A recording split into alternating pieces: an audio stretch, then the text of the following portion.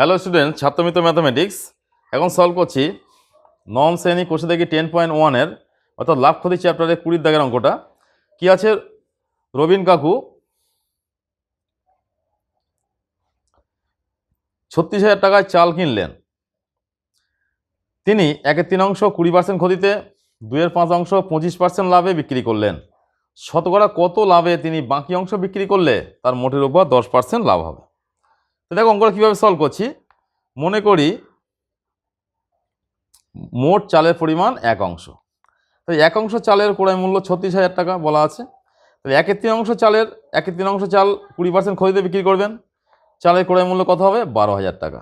তাই 2/5 চালের ক্রয় মূল্য কত? 36,000 ইন্টু 2/5 মানে কাটাকুটি করলাম, 5 দিয়ে 36,000কে কাটলে মানে 7,200 হয়। 72 দুগুণ 144 এত টাকা। তাই বাকি চালের ক্রয় মূল্য কত হবে? মোট চালের দাম ছিল 36,000 টাকা, তার থেকে 12,000 টাকা আর 14,400 টাকা অলরেডি মানে এটা ক্ষতিতে এবং এত % লাভে বিক্রি করা হয়ে গেছে। তাই বাকি চালের ক্রয় মূল্য হচ্ছে 36,000 থেকে এই দুটো যোগ করলাম, বিয়োগ করলে 9,600 টাকা। বিয়োগ করেছে এর থেকে এটা 9,600 টাকা হলো। এবারে দেখো যদি 10% লাভে, যদি 10% লাভে লাভ হয় তাহলে 36,000 টাকায় চালের বিক্রয় মূল্য হবে কত? 36,000 ইন্টু 10% লাভ বলা হয়েছে, মানে 100 টাকায় 10 টাকা লাভ। তাই বিক্রয় মূল্য কত? 110 টাকা, তলায় 100, দুটো শূন্য কেটে দিলাম। তাই 360কে 11 দিয়ে 1100 মানে 11 শূন্য মানে 110 দিয়ে গুণ করলে হয় 39,600 টাকা। তাহলে 1/3 চালের বিক্রয় মূল্য কত?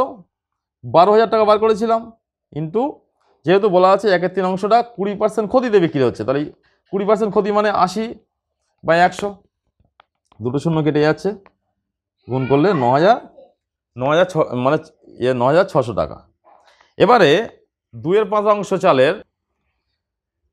চালের বিক্রয় মূল্য কত হবে? তাই 14,400 টাকা বার করেছিলাম আগে। এই 14,400 টাকা 2/5 চালের ক্রয় মূল্য। তাহলে 14,400 ইন্টু 125 মানে 25% লাভ করছিল সেটাতে, বাই 100। তাহলে শূন্য শূন্য কেটে যাচ্ছে, 144 আর 125 গুণ করলে 18,000 টাকা।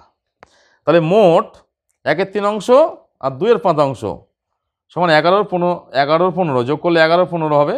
3-5-15 লসাগু হলো, আর 5 এখানে 3 দুগুণ 6, 11-15 চালের বিক্রয় মূল্য কত?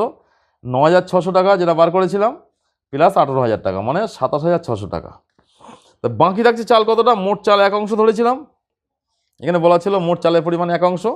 তাই বাকি থাকছে কত? 1 বিয়োগ 11-15 অর্থাৎ 4/15 চালের বিক্রয় মূল্য হবে 39,600 টাকা, মাইনাস এই যেটা মোট 10% লাভ হলে যে বিক্রয় মূল্য হচ্ছিল 39,600 টাকা, তার থেকে বাদ দিচ্ছি যে 7,600 টাকা যে বাকি অংশ চালের যেটা বিক্রয় মূল্য হয়েছিল, মানে মোট 11-15 চালের বিক্রয় মূল্য ছিল সেটা বাদ দিলাম, কত হবে? 12,000 টাকা। এবারে দেখো যেহেতু এখানে 12 হয়েছে, 4/15 চালের বিক্রয় মূল্য হচ্ছে 12,000 টাকা, তাই এবার আমাদের শতকরা লাভ বার করতে হবে। তাহলে 96,000 মানে 9,600 টাকায় লাভ হচ্ছে কত? 2,400 টাকা। দেখো বিষয়টা লক্ষ্য করো। হ্যাঁ, তাহলে 9,600 টাকায় লাভ হয় কত? 2,400 টাকা। 1 টাকায় লাভ হচ্ছে কত? 2,400 বাই 9,600, আর 100 টাকা মানে শতকরা লাভ চেয়েছে। শতকরা লাভ কত হবে? যে শতকরা কত লাভে, তাই 100 টাকা ওপরে গুণ হচ্ছে, দুটো শূন্য কেটে যাচ্ছে এখান থেকে, 16 দিয়ে কাটলাম, 4 এবং 64, 16 দিয়ে কাটলে কত হবে?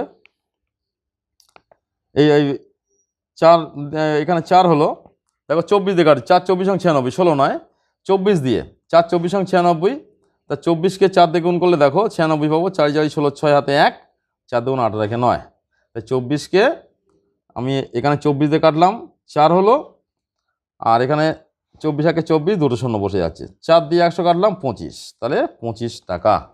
অর্থাৎ শতকরা 25 টাকা হারে বাকি অংশ বিক্রি করতে হবে, তাহলে কিন্তু তিনি কত লাভে বিক্রি করলে বিক্রয় মূল্যের উপর তার 10% লাভ হবে।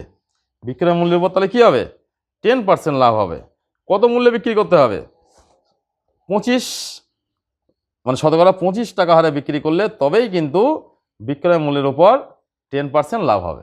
তবে এই পদ্ধতিতে সহজভাবে অঙ্ক শিখতে গেলে, জানতে গেলে আমার যে অ্যাপটা আছে ছাত্রমিত্র অ্যাপ, সেই অ্যাপটাকে তোমাকে ইনস্টল করতে হবে। তাই তুমি সহজ পদ্ধতিতে এই অ্যাপের মধ্যে থেকেই অঙ্কগুলো শিখতে পারবে।